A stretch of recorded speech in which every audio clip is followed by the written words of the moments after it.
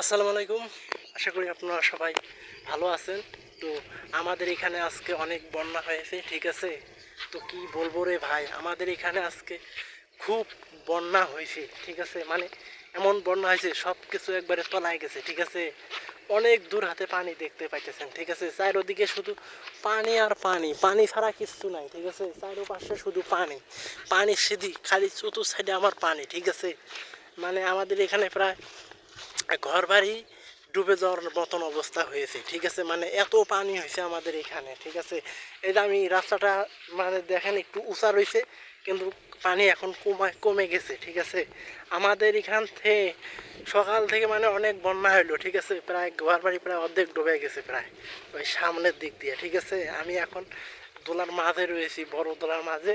তো এখন একটু পানি কমে গেছে অবশ্য, মাশাআল্লাহ খুবই ভালো লাগছে।